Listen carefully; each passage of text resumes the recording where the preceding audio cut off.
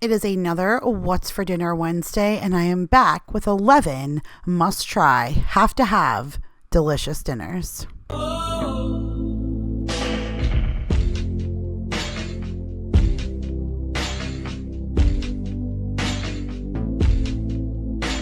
What is up, you guys? My name is Kira if you are new, and I am back today to share another What's for Dinner Wednesday, which is generally a random Wednesday in the middle of the month when I share with you guys some dinners that I've had and served my family of 6 over the last month or so. I know I say this every time, but if you're new to my What's for Dinner videos, I don't share with you guys the exact process on how to make that recipe. I either share with you a link to a video where I share with you step by step how to make that whole thing, or I share with you a link on how to get to that recipe on Pinterest. But this way, I can share with you guys more meals as opposed to a breakdown recipe video, so to say, where I would only be able to share with you a couple at a time. So this way we get to maximize the things I get to share. And if you follow my grocery haul and meal plan videos, then you know I really like to switch things up a bit. I am constantly trying new recipes, things off of Pinterest or things that are in cookbooks, just so that I don't have to get monotonous in the kitchen. I love to cook, but if you feel like you're cooking the same things all the time, then it gets a little boring. And I feel like for my family as well, I always want to bring them new flavors to the table. So like I said, I have 11 recipes to walk you guys through today and point you in the right direction of links or videos so you can create them at home, but they're definitely recipes I promise you don't want to miss. So starting off with dinner number 1 is an oldie but a goodie, and this is Mississippi chicken.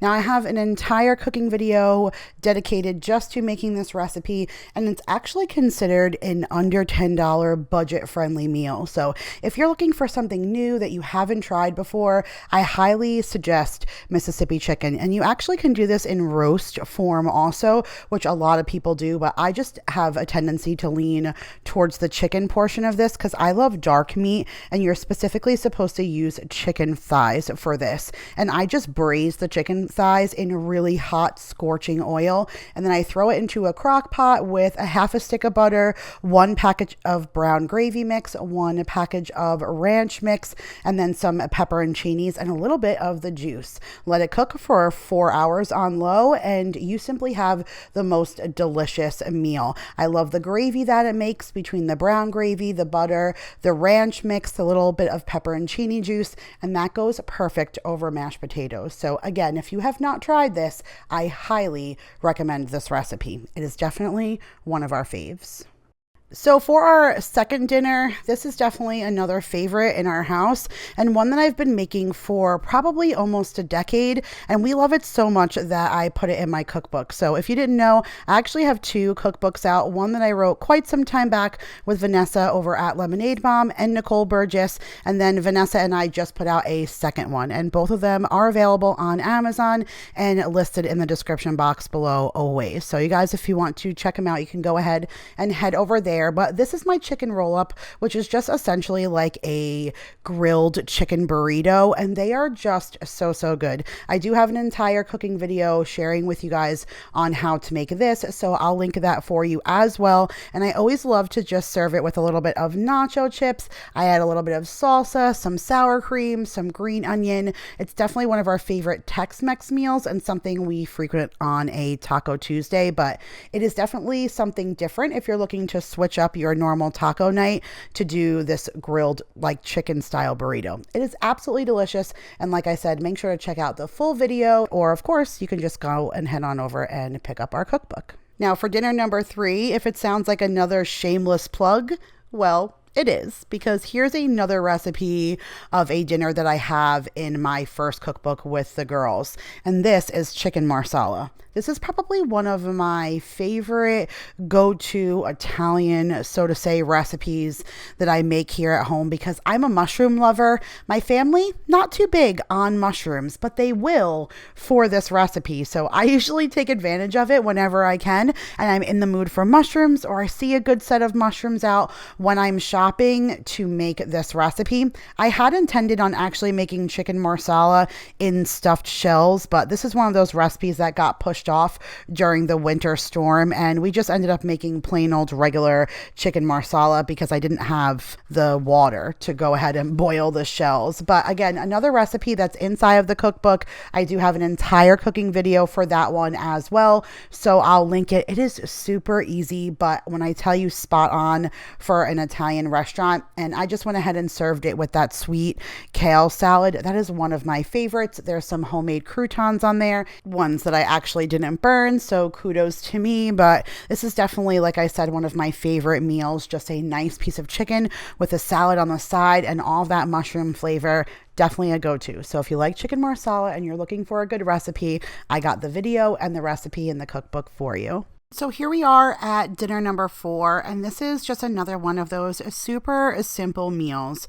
So I generally make a steak sandwich at least once a month. My husband loves that, and I get a large loaf of everything bread from Walmart, and I'll saute some peppers, some onions, some steak, and then I'll go ahead and put it on that large loaf of everything bread. I smother it with cheese, I put a layer of mayo on the bread, and then I bake it in the oven for a little while until everything just gets melted and warm, and we serve that with some kind of a fry. But I have been trying to score that everything bread from Walmart for the last couple of weeks, probably over a month, and I haven't been able to get it. So these were just some sub rolls that I was able to get, and I did the exact same thing, but instead of a large everything loaf of bread that we just cut into slices, everybody had an individual one. And of course, lately, if we're serving fries, they're not any fries, they are poutine, because my husband just loves the poutine gravy, and I've been so lucky to meet some incredible people over in Canada who are willing to send me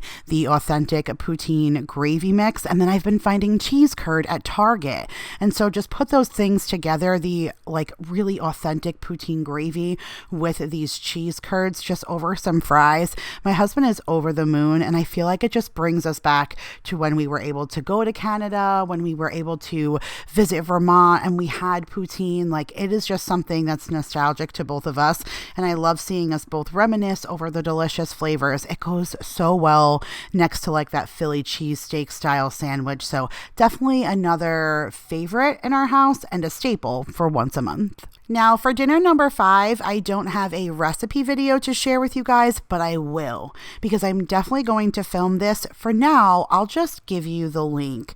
But my friend Vanessa that I mentioned over at Lemonade Mom, she has a vlog channel also, and during Christmas time, she vlogged her husband making a beef Wellington.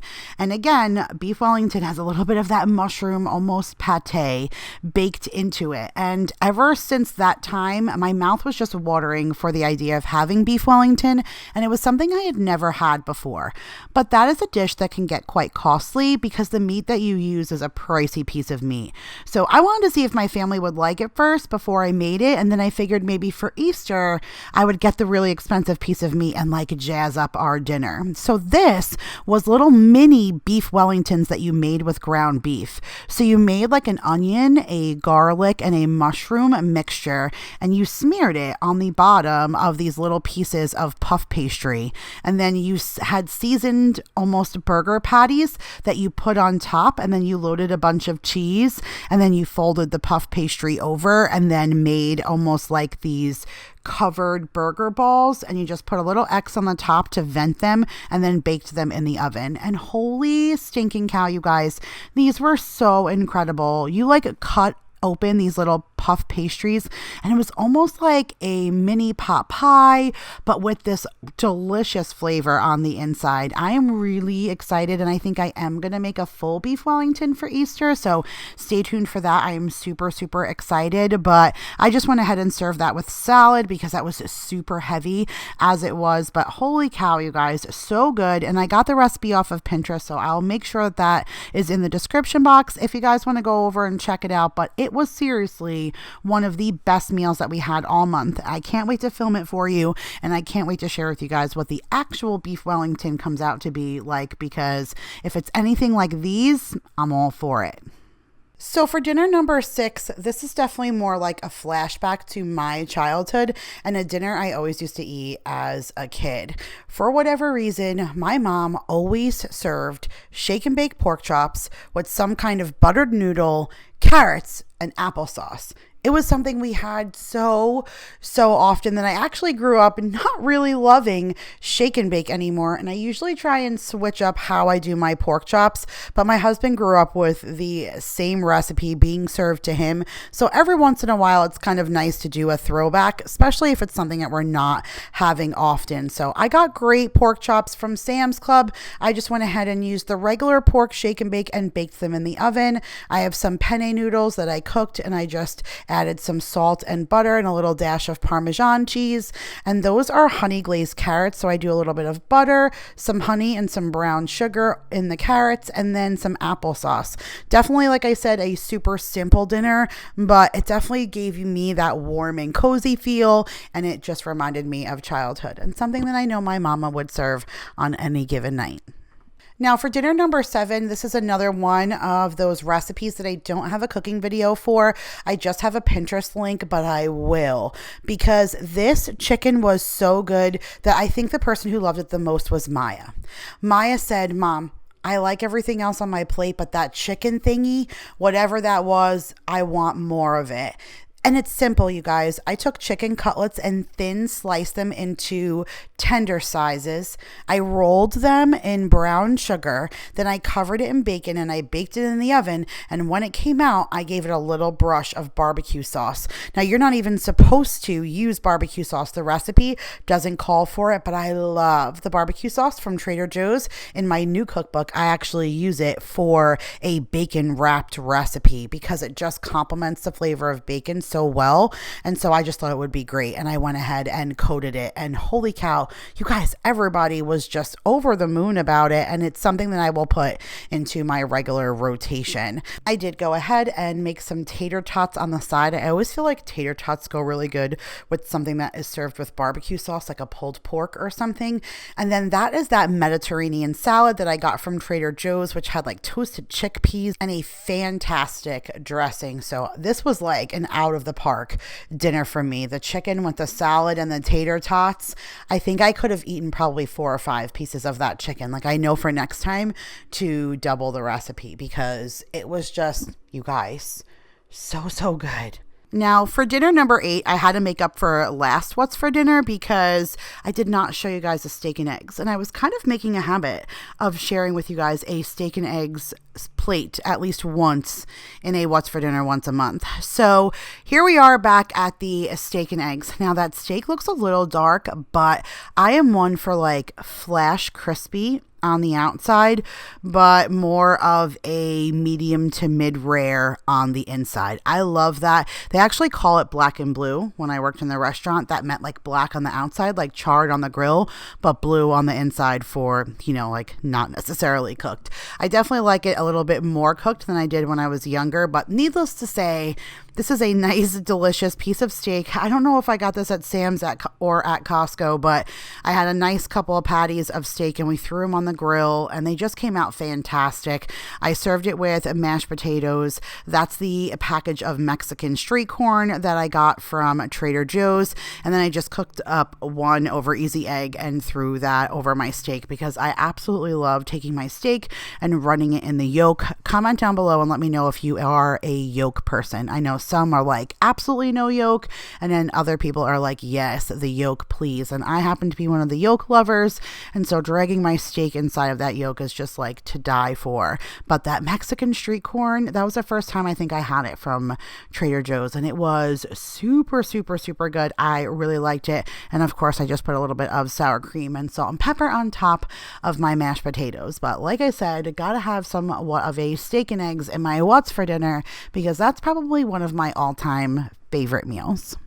Now, speaking of Trader Joe's, I know we spoke a lot about Trader Joe's in this video. I feel like I picked up a lot of great things this past visit. I'll link that grocery haul in case you guys missed it, if you guys want to go ahead and check it out. But I picked up a lot of great things there. And one of the things that I always love to pick up there is their Mandarin orange chicken. Now, this is one of their frozen packaged meals. And on the back of it, it gives you a various different options on how to prepare it.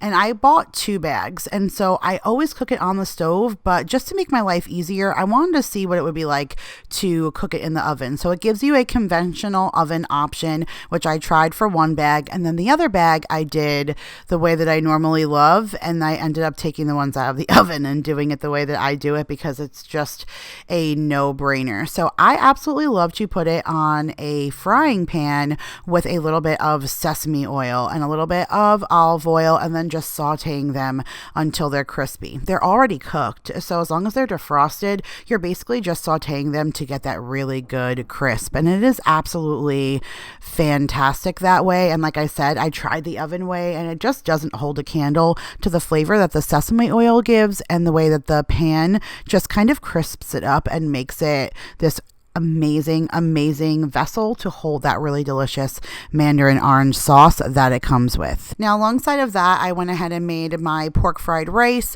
I do have an entire cooking video for this recipe, so I'll link that for you. Just make sure to go ahead and add a little bit of scrambled egg at the end of that fried rice recipe, because that's a step that I forgot in my video, and it really does add a whole extra element to the rice. I also served it with some chicken egg rolls that were from the Taipei brand. I just got those from Walmart. Those are the pot stickers from Trader Joe's. I boil them till they're soft and then just crisp them up with some butter in a frying pan. And then thank you again, Bonnie, to sending me duck sauce to complement and round off our perfect Chinese takeout night. So here we are at meal number 10, and this is another one of those Tex-Mex nights. Now, I mentioned to you guys that we pretty much do some version of Taco Tuesday every single week. Sometimes it's just plain old regular tacos. Sometimes we'll do enchiladas. Sometimes we'll do those chicken roll-ups that I shared with you guys earlier. Or some nights we'll do something like a quesadilla, which is a super easy meal for me because, again, on a Taco Tuesday night, I just serve some chips, cheese, salsa, that kind of thing alongside of it. So you guys know a quesadilla is pretty simple and easy. I had the shaved steak from Trader Joe's, and I just went ahead and made steak quesadillas. So something super different. Normally we would do a chicken quesadilla or just a plain cheese. So the steak added a whole another element. And I always have the tortillas that I get from Sam's Club. They're the Mission Carb Balanced tortillas. And we always have shredded cheese on hand. And that was it. A little bit of that seasoned beef with some taco seasoning and some cheese. I do them in the frying pan with butter to toast them on both sides, but that's it. Like I said, a little chips, salsa, sour cream, cheese, refried beans, and it really was just a super easy Taco Tuesday, but a nice twist to a normal taco night. Now, for our last meal was something I really wanted to share with you guys because this is another thing that I got off of Pinterest. It was a new recipe, so I'll leave the link in the description box for you, but it was for a tortellini bake. And you guys, it cannot get any easier than this meal. If it looks a little toasty, it's because I made sure to take it out where it was ooey gooey and cheesy, and then Mama took her piece and put it on a pan and put it on broil because I like my cheese really crispy on top of like a bake, some kind of baked ziti, something like that. I just like it really crispy. But the directions for this, again, I'm going to leave the link, but you boil your tortellini, and then in a pan you just ground up some ground beef and add a little bit of Italian seasoning to it, get it all browned, add a jar of sauce, and then add a block of cream cheese, and you get this like almost penny alla vodka kind of sauce with the ground beef, and then you mix the tortellini in it, put it in a 9x13 pan and cover it with mozzarella and stick it in the oven and bake it. I mean, how can you go wrong? Super simple, just something I've never really done with tortellini. So it really was really delicious and very filling. So of course, on a night like this, you guys see I usually serve a lot of my dishes with salad on the side. I try and skip a lot of the carby side dishes, although this is pasta, so it's pretty much as carby as you can get. But I try to avoid that and try and couple my meals with salad, which I love them anyways. But Again, another really delicious meal that you guys will not want to miss. Go ahead, check out that Pinterest link. Super, super easy. I guess the real trick here is that block of cream cheese that just went ahead and made it super creamy and so, so delicious. I didn't even do the extra meat because I make meat sauce and I pack my sauce full of meat anyway. And I used my own sauce instead of a jar sauce, and it was still super, super delicious. And you can do it with ground sausage, ground chicken, ground turkey, anything really, but it was super, super good. So definitely give this one a try as well. But all right, you guys, that's it for another What's for Dinner Wednesday. I hope you guys enjoyed this video, and if you did, make sure to give it a huge thumbs up. If you are new here, make sure you hit that subscribe button and tap that bell, because like I said, I do upload these randomly somewhere in the middle or so of the month on a Wednesday, just to share with you guys some new ideas and give you a little bit of fresh meal inspiration. All right, you guys, I'm actually uploading this on St. Patrick's Day, so if you're watching it the day I uploaded, I hope you guys are having a fantastic, safe, happy, healthy, and yummy St. Patrick's Day. I love you guys all so much, and I will see you guys in the next one. Bye, guys.